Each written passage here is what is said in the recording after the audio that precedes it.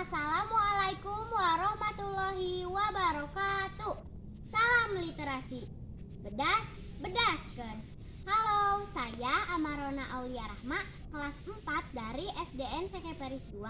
Di sini saya akan menceritakan sebuah buku yang berjudul AB Anak Ajaib karya Samsul Bakhtiar SA dan diterbitkan oleh penerbit Tursina Jakarta. Ini adalah AI yang saya buat.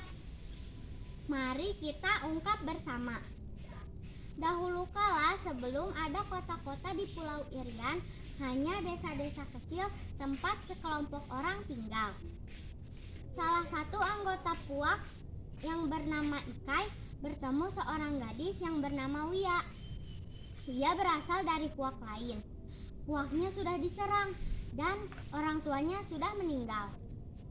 Lalu Ikai yang kasihan melihat Wia tidak punya siapa-siapa mengajaknya untuk tinggal di puaknya itu.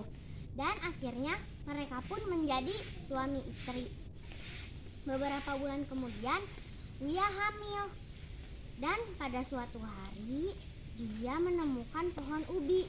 Lalu ia tanam pohon ubi itu dan mengajarkannya kepada masyarakat di sana.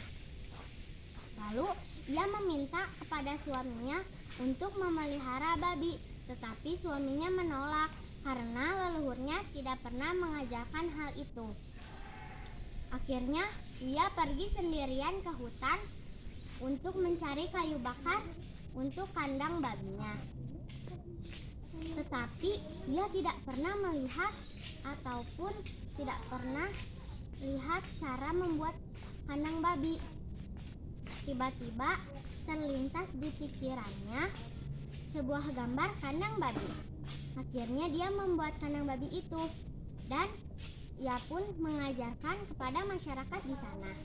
Ia menyuruh untuk membuat kandang babi dan ia yang akan memberikan babi-babi tersebut untuk masyarakat di sana. Lalu saat babi-babinya sudah banyak, gemuk-gemuk dan pohon ubinya juga tumbuh subur, tiba-tiba puaknya itu ada perampokan dan puak yang lain itu mengambil babi-babi dan juga pohon ubi itu. Lalu masyarakat di sana ingin membalas dendam, tetapi ia lebih suka berdamai dengan puak lain agar hidup mereka tentram. Tetapi Ikai dan masyarakat di sana tetap ingin membalas dendam untuk mengambil hak mereka. Akhirnya mereka pun pergi. Lalu tiba-tiba perut Wia sangat sakit. Sepertinya bayi itu yang melarang Ikai untuk pergi. Lalu Wia mengatakan kepada bayi itu untuk tenang karena Ikainya sudah pergi berperang. Dan akhirnya bayi itu mengerti dan perutnya tidak sakit lagi.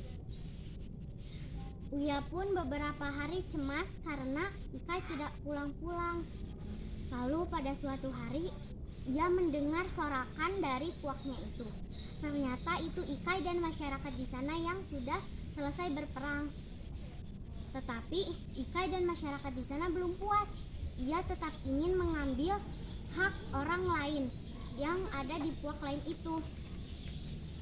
Akhirnya mereka perang lagi untuk mengambil babi dan juga pohon ubi. Mereka juga menculik perempuan-perempuan di sana untuk menukarnya dengan harta mereka. Lalu tiba-tiba perut Wia terasa sangat sakit. Sepertinya dia ingin akan melahirkan. Tetapi Ika tidak ada di rumah.